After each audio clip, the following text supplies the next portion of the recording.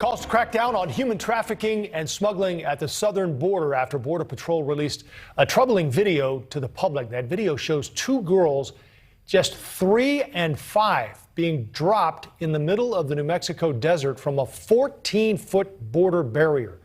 The two smugglers who brought them there fleeing the scene and abandoning them. Texas Governor Greg Abbott held a news conference today on this issue of human smugglers and also the cartels, placing the blame for the ongoing border crisis on the Biden administration.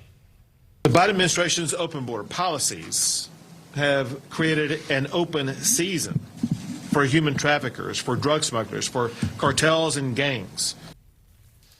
Also, a bipartisan piece of legislation introduced in the House today by Representatives John Katko and Henry Cuellar that would demand the DHS establish a plan to counter the crisis at the border. We're joined now by Victor Avila, retired ICE special agent and also author of Agent Under Fire, A Murder and a Manifesto.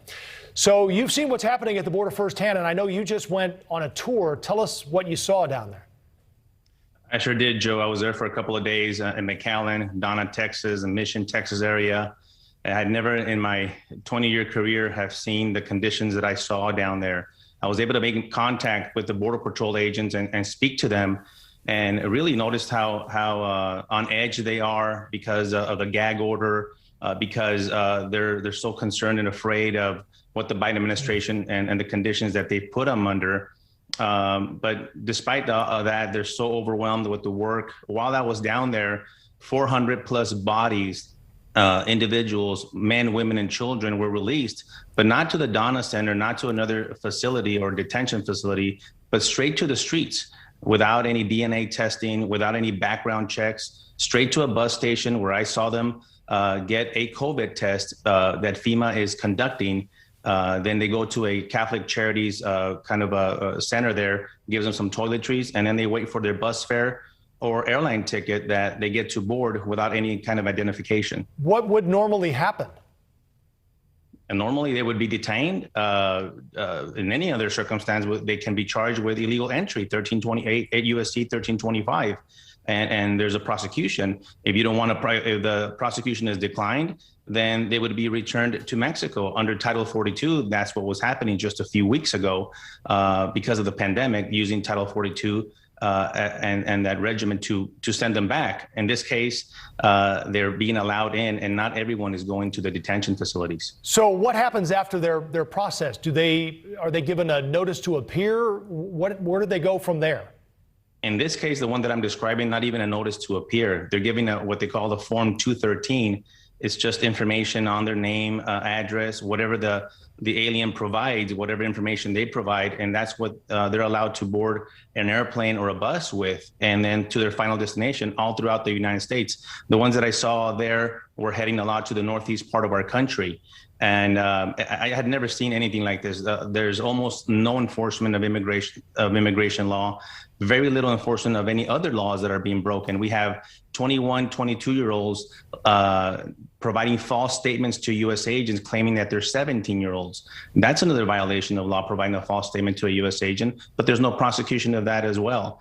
And we have no way to verify, because the consulates are nowhere to be found from these countries in Central America to at least verify the identity and at least the date of birth of these individuals that are claiming to be unaccompanied minors. Well, we're seeing in this video, it's so hard to watch people crossing the river, people, as we saw these young children being dropped over the border wall. Did you notice anything different from your experience at the border when it comes to the actual enforcement of the border and who's coming across?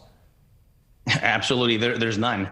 I talked to the Border Patrol agents. I said, why aren't you down there? I went down to the all the way. This is about a 2-mile difference from the water up the Rio Grande up to where they're first turning themselves in. It's about a 2-mile walk. The Border Patrol agents are not going down to the river. They're waiting for them to walk up, as you've seen on them walking on these roads, as you see in that video, wait until they turn themselves in. By the way, there was another drowning while I was there of an adult individual that drowned. And we continue to see these drownings. We're going to continually see these horrible videos of the treatment and exploitation, I say, of these illegal aliens that, they're trying to do what they want to do. And as long as they get the message that the border is open, they're going to continue to come as much as they can. I keep hearing open, Victor, and I wonder, are families or like full families and single adults being turned away who are coming across, and just unaccompanied minors being allowed in? I did not see one single adult be turned away, Joe. As a matter of fact, the cartels, and this is the intel that I received from Border Patrol, the cartels are vetting those young males on their side. And if they do have a criminal history or are affiliated with gangs or are part of the cartels themselves, they're sending them and smuggling them so they will not be detected. They don't want them anymore to be commingled with the family units that are coming in, which is very dangerous. All right, Victor Avila, we always appreciate your insight, and it's great to also get your side of what happened and what you saw down there on the Texas border. Thank you again for your time, Victor. Thank you, Joe.